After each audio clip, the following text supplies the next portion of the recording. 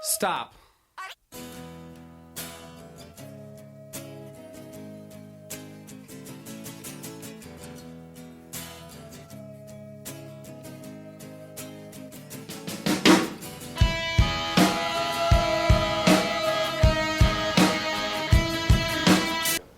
So whenever you find yourself on top and the person's got a really deep underhook, you're in a lot of trouble.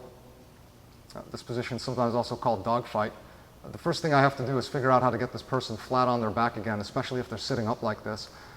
If they've come up all the way on their elbow, they're probably going to be looking to get up or go for your back.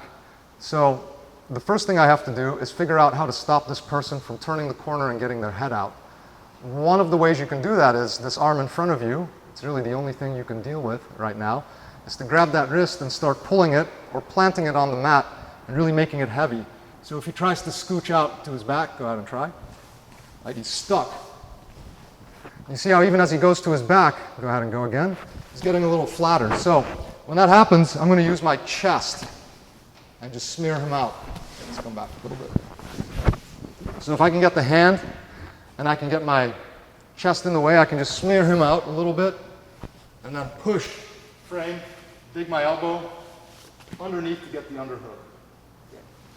If the person's not quite so aggressive and I didn't allow them to get up on their elbow yet, I can just bring my arm and frame from here to bring my underhook. Okay. Now if I can't get the underhook at all, sometimes I can pass my elbow over the shoulder and the neck, and I can kind of cup the scapula and use that to kind of flatten. But the key is flattening the person out, because if you stay with the person on their side, right, they have way too much mobility. Nothing is blocking them from moving away from you and creating space to attack sweeps or submissions or start moving for your back. So you got to figure out how not to let them create space while you start your passing. Now, if they're really high and up like this, and you can't get the underhook, you struggle and you feel like you're going to lose your balance, one very effective strategy, especially if you're grabbing the wrist, is to do a back step and also threaten a kimura at the same time. So this is one of my favorite attacks. It's very effective, especially if you have control of the wrist. So I'm going to lean forward. Just going to shift my body forward. You see how it also, because his head is attached, it moves his shoulders forward as well. From here, I'm just going to start backstepping. And as I backstep, I'm going to keep the wrist. And I'm going to thread the arm through. Or if I lose the wrist, I'm just going to get the shoulder, like this. And then from here, I can just start completing my pass, kicking my leg out, right? And if I have the kimura as well, then great. I can attack kimura trap stuff. So there's one simple passing option,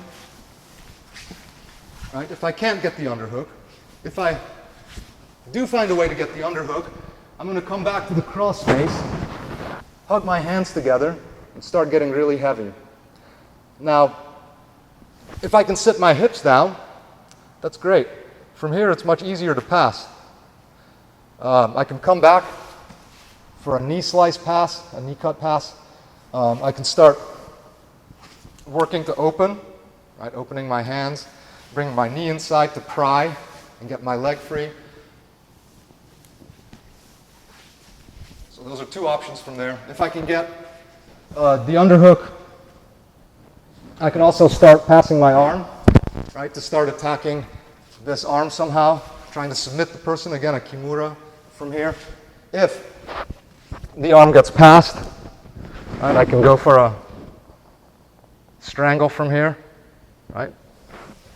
So you don't necessarily have to pass, but a lot of times you do have to initiate the pass with some kind of other threat, right? Because if you just stay here fighting with the person, you're going to lose. But if you start finding a way to attack the arm, right, making them think about something else, it's going to be much easier to free your legs.